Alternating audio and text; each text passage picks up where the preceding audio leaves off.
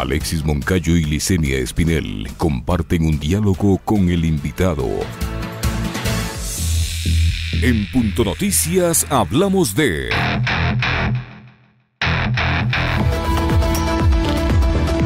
El ministro de la Producción, Comercio e Inversión, Iván Ontaneda, confirmó que el acuerdo comercial fase 1 entre Ecuador y Estados Unidos se firmará en Quito el próximo 7 de diciembre de 2020, para lo cual vendrán autoridades del país del norte. Los capítulos que se incluirán en la primera fase de suscripción tienen que ver con facilitación al comercio, buenas prácticas regulatorias, beneficio para MIPYMES y acciones para combatir la corrupción en el comercio internacional.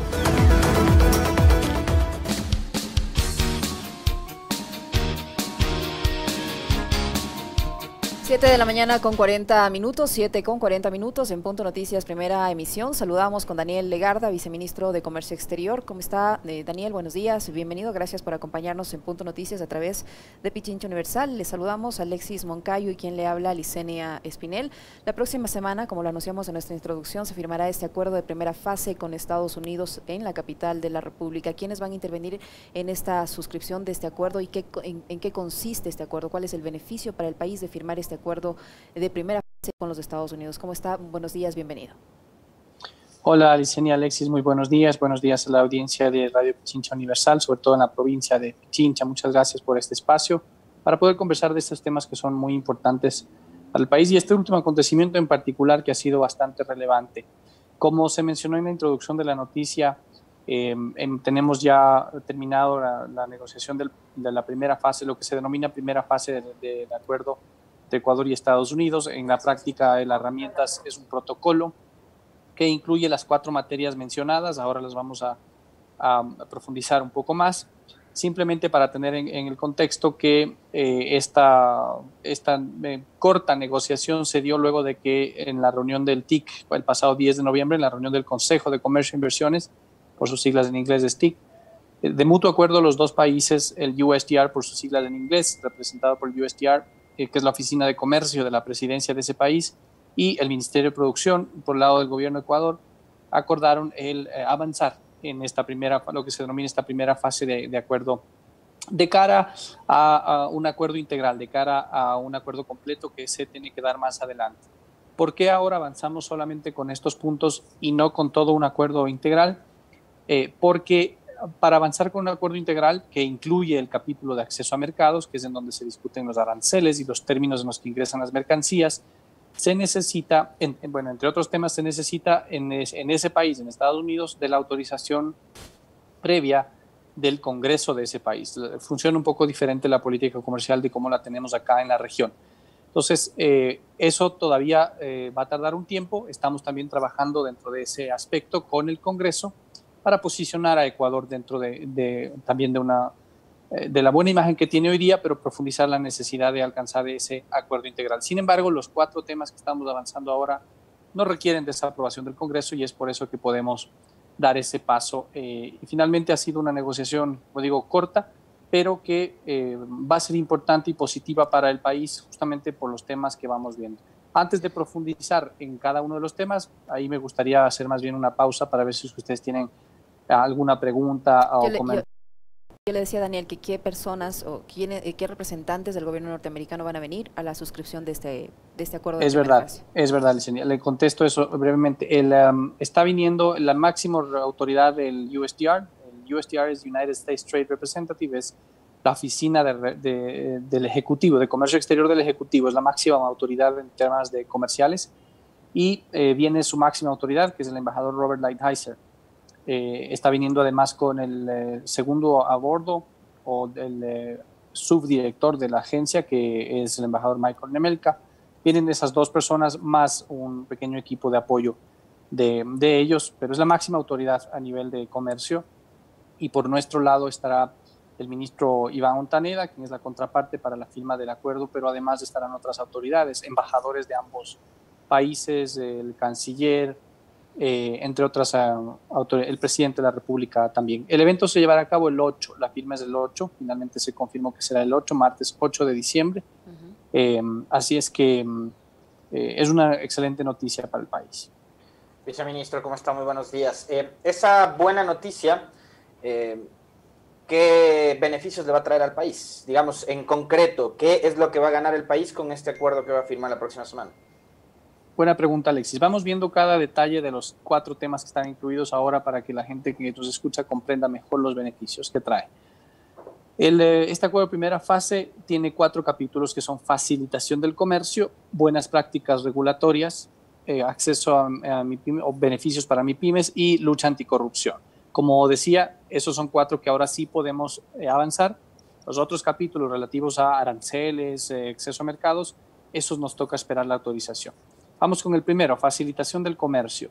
Este capítulo contiene disposiciones que están destinadas a la mejora en la operatividad aduanera para exportaciones y para importaciones, con la finalidad de tener procesos que sean más expeditos, que bajen los tiempos de despacho en aduana y que se digitalicen la mayor parte de trámites y documentos requeridos en el comercio internacional.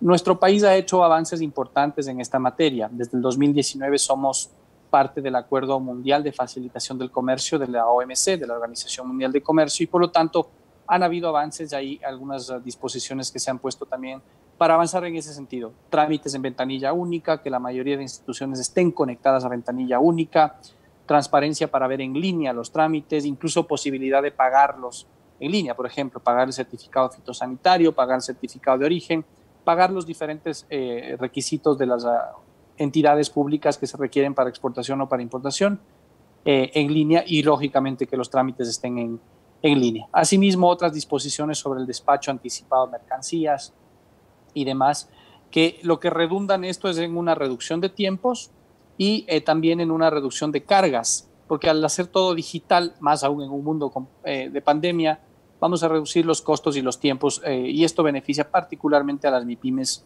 dentro del comercio internacional. Ese es el primer tema. Entonces, el segundo tiene que ver con buenas prácticas regulatorias.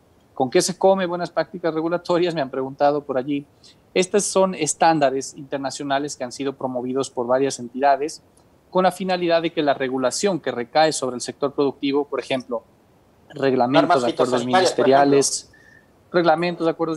disposiciones que tengan que ver, que caigan en varios ámbitos sobre el sector productivo en general, tengan ciertas reglas en el momento en que vayan a ser modificadas o introducidas. Esas reglas son, por ejemplo, que haya primero un periodo de comentarios públicos para una norma. Vamos a poner un ejemplo para que la gente lo entienda mejor. Si el día de mañana fuera a haber una nueva regulación de un tema ambiental, por poner un ejemplo, y ese tema ambiental recae sobre el sector productivo, o sea, tiene afectación sobre el sector productivo y las personas, estamos primero obligados a abrir un periodo de comentarios de 30 días en un sitio público para que la gente, los actores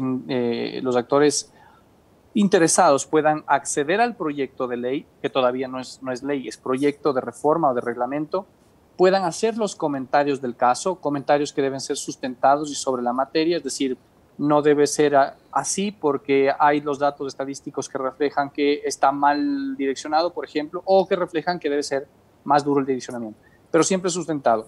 Pero da la oportunidad de los comentarios previo a la adopción de la norma. Eso no existe en el país, no se ha hecho. Lo que se hace es a veces dar un documento de manera informal para comentarios, discutirlo con 2-3 días de anticipación para que al día siguiente tengan una respuesta. Ahora vamos a incorporar, entonces tenemos un periodo de tiempo para poder adaptar esto, pero incorporar estas buenas prácticas para tener ese periodo previo. Luego, la autoridad, en este caso, por ejemplo, debería ser la Secretaría o Ministerio del Ambiente, siguiendo el ejemplo de esta regulación ambiental, debería tener un periodo, debería adaptar la normativa si es que toma en cuenta esos comentarios, si es que esos comentarios son técnicamente sustentados, se toman en cuenta, si no, no son tomados en cuenta. Y finalmente, después de la adopción de la norma hay un periodo de adaptación, es decir, la norma se ejecuta, pero entra en vigencia después de un periodo de tiempo para adaptarse, ¿no? Hay excepciones, por ejemplo, en temas que sean de emergencia y demás, pero el propósito detrás de esto está en brindar más transparencia, más previsibilidad a los actores. Y esto recae en un beneficio para todos, pero particularmente importante para MIPYMES, porque las MIPYMES son las que menos se enteran de los cambios regulatorios que existen y que cuando van a hacer un trámite dicen, no, ya cambió. Entonces ahora vamos a tener mayor previsibilidad y cada cambio que requiera haber también tiene que tener esa mayor previsibilidad y el análisis del impacto regulatorio que esa norma va a tener sobre el sector. Esto es sumamente positivo. Cuando hablamos de transparencia, de previsibilidad, no hay nadie en desacuerdo, digamos. Esto es un tema muy positivo para el país, no solo para la relación bilateral, sino para el país en general, porque va a requerir de un tiempo de adaptación y de, lógicamente, institucionalizarlo, pero esto es positivo. El tercer tema tiene que ver con el capítulo de MIPYMES, en donde Ecuador solicitó la inclusión de este capítulo y fue muy bien recibido, y hemos tomado algunas disposiciones similares a las que ya se tienen en acuerdos internacionales, en los que Estados Unidos tiene con México, por ejemplo, en las que nosotros tenemos con Chile y otros países, en donde se da un canal expedito, se da ciertas prioridades para que las MIPYMES puedan tener mayor información y mayor acceso a los programas que puedan existir de lado y lado en temas de capacitación, de formación técnica, de digitalización de empresas, de promoción de exportaciones, de oportunidades de inversión, e incluso se crea un foro de MIPYMES Ecuador-Estados Unidos que hay que institucionalizarlo de manera anual, con una participación de las empresas de ambos lados, para que se reúnan de manera anual y profundicen las oportunidades de negocios. Un dato nada más, un poco más del 80% de las empresas de Ecuador que exportan a Estados Unidos son MIPYMES. Entonces es una importancia bastante amplia, ¿no? Y se van a generar oportunidades. Todavía no tenemos... Y ese, perdón que le interrumpa, viceministro, y ese 80% sí, de MIPYMES, por ejemplo, en materia laboral, ¿cuánto significan? ¿Cuánto trabajo dan esas MIPYMES que representan el 80% de exportación a Estados Unidos? Del total de exportaciones que se realizan a Estados Unidos, más o menos hay una estimación de alrededor de 400 a 450 mil empleos generados en la actividad exportadora, ¿no? Así es que es bastante significativo el monto. De esos, más o menos, podríamos hacer una relación de MIPYMES de un porcentaje algo similar al 80% de ese valor, aunque no es directa la proporción, pero definitivamente muy importante y alrededor de esos números, ¿no? Entonces ese es el tercer capítulo, MIPYMES.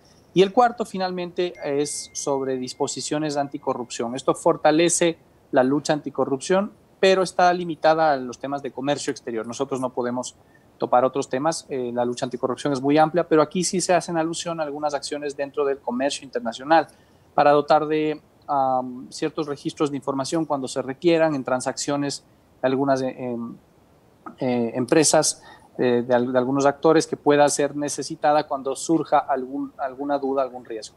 En todo caso, estos son compromisos que el Ecuador ya tiene incorporado en su legislación, porque hacen alusión a los acuerdos de anticorrupción de Naciones Unidas y de la OEA, de los cuales tanto Estados Unidos como Ecuador ya son signatarios, entre otros países, y lo que hace es reforzar esas acciones, ¿no? Esos son por ahora los 4 capítulos, y por lo tanto el beneficio para Ecuador en esto va a redundar en mayor transparencia, mayor facilidad para hacer comercio exterior, pero también para la regulación interna, facilidades para las MIPYMES, y por supuesto el hecho de que estamos más cerca, un paso más cerca hacia un acuerdo integral con Estados Unidos, que debe ser un objetivo de país, no por el hecho de ser Estados Unidos ni por el hecho de que sea un acuerdo comercial más, es por el hecho de construir una estrategia económica que esté sustentada en la pujanza del sector privado, particularmente por lo que yo mencionaba, MIPYMES, que esas MIPYMES crezcan, se hagan medianas, que las medianas se hagan grandes, y sobre todo que tengamos una visión de inserción en el mundo, de exportaciones y de inversiones, más aún si hablamos de una economía pequeña y dolarizada como es la nuestra. Por eso menciono que este debe ser un objetivo de país, y hoy se está dejando un paso importante para que lo continúe la siguiente administración, quien quiera que venga. Daniel, tomando en cuenta lo que usted dice, que es un primer paso con miras a un acuerdo de libre comercio con los Estados Unidos, que va a depender de cuál va a ser la posición de la nueva administración en Ecuador y también de la nueva administración gubernamental en los Estados Unidos, este acuerdo de primera fase, ¿qué tiempo de vigencia va a tener? ¿Y cuándo, una vez que se suscriba el 8, cuándo se va a implementar? El acuerdo es infinito, salvo que las partes lo decidan denunciarlo, pero no tiene un tiempo de vigencia. La vigencia es ad infinitum, salvo que se lo denuncie, como menciono, pero no hace sentido desde el punto de vista de denunciarlo. La incorporación en el caso de Estados Unidos es inmediato, porque son disposiciones que se ejecutan a través del Ejecutivo y que el USTR tiene la potestad.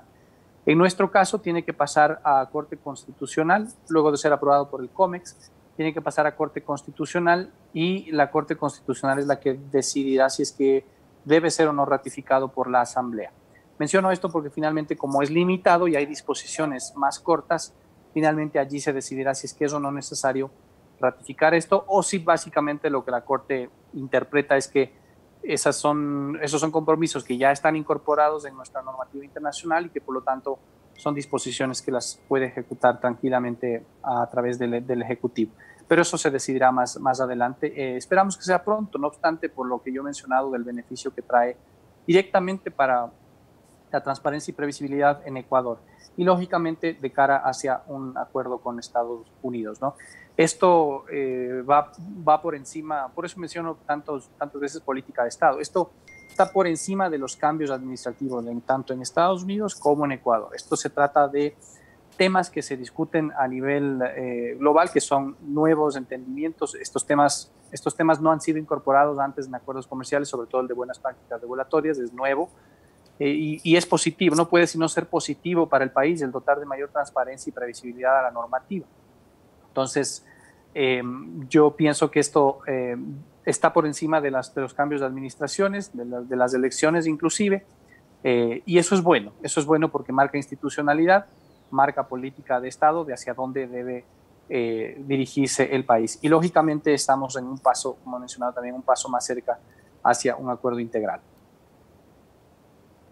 Viceministro, en materia de preferencias arancelarias, ¿hay algún ítem que valdría la pena mencionarlo y sobre todo a qué giros o a qué negocios en nuestro país va a beneficiar más todavía esto? Bueno, como mencionado, Alexis, buena pregunta, gracias por permitirme aclarar nuevamente. Como he mencionado, ese capítulo, todo lo que habla de preferencias arancelarias, reducción de aranceles, en cuánto queda el arancel para nuestro brócoli, nuestra madera, nuestro chocolate, nuestro atún, en cuánto queda el arancel para los autos americanos y las manufacturas, etcétera. Esa parte se llama acceso a mercados, es un capítulo que se denomina acceso a mercados y no lo podemos discutir ahora. Se va a discutir más adelante porque necesita de la autorización, en el caso de Estados Unidos, necesita de la autorización del Congreso de ese país. Es algo en lo que también estamos trabajando en los acercamientos con los diferentes actores dentro del Congreso en ese país. Está todavía vigente el STP, así es como se llama, ¿no? El SGP, el Sistema Generalizado de Preferencias, por sus siglas en inglés, y esto está vigente, el país se beneficia de esto. De hecho, tuvimos también una buena noticia dentro de las buenas relaciones que ha tenido Ecuador con Estados Unidos, de este refrescamiento acertado de relaciones con Estados Unidos, que era necesario tenerlo, pues no hacía sentido, por más diferencias que puedan existir en algunos aspectos, no hacía sentido tener una relación de inamistad que prácticamente existió hace años atrás con Estados Unidos. Hoy por hoy esa relación está refrescada y eso ha permitido que tengamos mucha fluidez en términos de cooperación, de financiamiento y temas comerciales. De allí que ha surgido también, y a partir de la acertada visita del presidente en febrero de este año, claro que la pandemia pasó tan rápido que las cosas después de eso se pusieron un poco lentas, pero a partir de esa visita se generó también se aceleró, digamos, el objetivo de incluir a las rosas dentro del SGP. Nuestra solicitud como Ecuador fue la inclusión de varios productos dentro del SGP. Solo fueron tomados en cuenta las rosas y este fue el único producto alrededor del mundo que fue introducido en el Sistema General de Preferencias. Es decir, la ley del SGP allá permite que los actores, tanto dentro de Estados Unidos como los países interesados, puedan presentar solicitudes de nuevos productos que puedan ingresar bajo ciertos parámetros.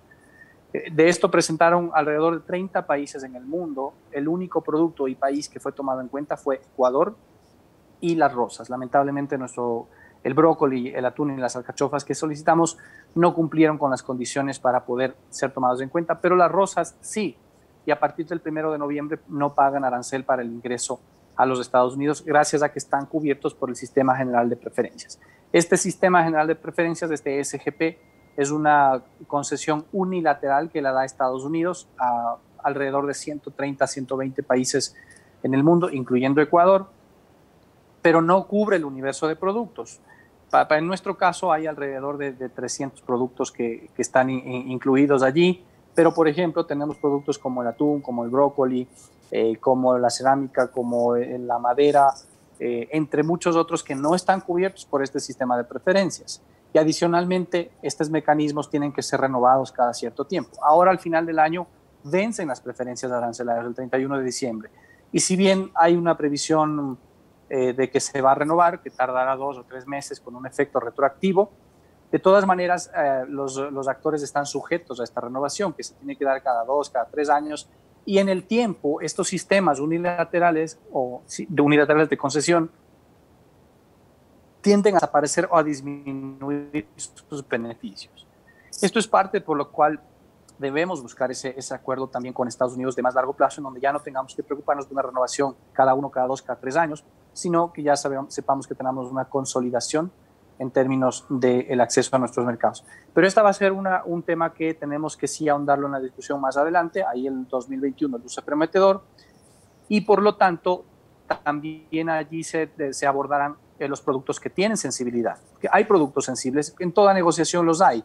En caso nuestro están señalados algunos productos agrícolas que tienen sensibilidad. Al momento no estamos discutiendo eso, entonces por lo tanto no hay ninguna alerta en ese sentido, pero sin duda habrá que esto abordarlo más adelante con los mismos instrumentos, las mismas herramientas que prevén los acuerdos comerciales. Pero hay que abordarlas, hay que ponerlas sobre la mesa, ponerlas en evidencia, abordarlas y ver lo mejor que se pueda hacer casa adentro y también dentro de las herramientas que prevé un acuerdo para abordar a los sectores sensibles. En toda negociación hay sectores sensibles. No quiere decir que por tener 1, 2, 3 sectores sensibles no se pueda acceder a una negociación. Hay que hacerlo, hay que tomar en cuenta simplemente esas realidades dentro de la posición y negociar de la mejor manera para tener un acuerdo que en su conjunto beneficie a todo el país. Eso se llama política de Estado y está por sobre los cambios de gobierno que se dan en los países. Daniel, ¿se cuenta con algún balance, un último balance del impacto de la pandemia en las exportaciones ecuatorianas, tanto en las tradicionales como en las no tradicionales, y cuáles han sido los productos más afectados por la pandemia? Sí, Yesenia, gracias por la pregunta y permíteme también comentar de esto. Las exportaciones no petroleras de nuestro país han tenido un desempeño, la verdad es que muy destacable dentro del contexto de la pandemia. Al mes de, me parece que tenemos cifras al mes de septiembre, las exportaciones no petroleras en su conjunto tienen un crecimiento del 8% acumulado. Esto se ha dado por el incremento de productos como banano, porque ha habido un incremento de la demanda. La gente se queda más en sus casas, el banano además tiene algunas propiedades de fortalecimiento del sistema inmunológico, ha aumentado el consumo. El cacao también ha subido de precio, hay un aumento de exportación de madera, tiene una coyuntura también en China por un aumento de balsa allá, hay un aumento en exportaciones de alimentos porque el mundo en esta pandemia ha dejado de comprar autos, pero alimentos necesita. Y Ecuador ha estado en capacidad de proveerlos. Al inicio de la pandemia sí tuvimos muchos problemas, sobre todo logísticos, por los cierres de puertos, la gente no iba a trabajar, no había cómo movilizar productos y además la imagen que se dio del país, porque fuimos uno de los primeros golpeados por la pandemia en marzo, abril, generó ese temor respecto a cómo se están también tratando los alimentos de exportación. Es por eso que en el Ministerio emprendimos una campaña muy agresiva y desde el gobierno para mostrar lo bien que hacen las cosas nuestras empresas, nuestros trabajadores en el país, cumpliendo con todas las medidas de bioseguridad, que ya lo venían haciendo en realidad antes, ¿no? En industrias de alimentos particularmente esto ya venían cumpliendo desde antes, por la inocuidad. Pero fue bueno hacer eso para mandar los mensajes adecuados y decir, bueno, Ecuador está tomándose en serio las cosas y envía productos seguros al mundo, de particular forma los alimentos. Eso ha hecho que podamos tener un crecimiento destacable en lo largo del año. No quiere decir que a todos les ha ido igual. Tenemos sectores en donde sí ha habido bajas, por ejemplo, en el caso de flores ha habido unas bajas, por la naturalidad del producto, no hay hoteles en el mundo, están cerrados, no hay eventos, entonces ese canal ha bajado. Han logrado un poco pasarse al canal de las supermercados, de los retails, pero no en la misma magnitud, entonces por eso refleja una baja. Tenemos el caso del atún, que también ha bajado, y esto es producto del impacto que hemos tenido también con la sanción de tarjeta amarilla en la Unión Europea, lamentablemente. Ahí hay un plan que estamos ya siguiendo para recuperación, incluso un proyecto de inversión. Esperamos que eso tenga resultado para una recuperación en los años que vienen. Y han habido también alguna reducción en productos no tradicionales, por ejemplo, en el sector de construcción. Ecuador también exporta productos de construcción. cerámicas, metales, productos relacionados así, han bajado, y esto es también debido a que han bajado en el acumulado, ya se están recuperando al final del año, pero esto ha pasado porque igualmente las actividades de construcción en la región, que es principalmente su mercado, también ha estado disminuido por la pandemia, ¿no? Entonces hay un equilibrio allí, pero en el contexto general tenemos un incremento importante que en este periodo de pandemia, en este año, pues deja ver la relevancia que tiene el sector exportador, el empuje que tiene, cómo se han organizado los empresarios exportadores, cómo han estado comprometidos sus trabajadores y el trabajo público-privado para lograr que la logística, que las regulaciones, que todo fluya para que no interrumpir eso, mucho más siendo una economía dolarizada. Así es que enhorabuena por eso, porque refleja que es posible trabajar en conjunto. Y lo digo así porque hemos tenido que trabajar no solo a nivel de gobierno local, o de gobierno central, perdón, sino con muchos gobiernos locales, porque los productos están en municipios finalmente, y el miedo a lo desconocido, sobre todo al inicio de la pandemia, ocasionó que también tomemos medidas que eran, que si bien podían sonar correctas para proteger a la población, iban a impedir que sigamos transportando alimentos y productos de exportación. Pero eso se logró corregir, como he mencionado, y pues enhorabuena por ese trabajo que se ha logrado como país. Pienso que es algo destacable, de lo cual debemos estar orgullosos de nuestro país. En Punto Noticias, la noticia vive.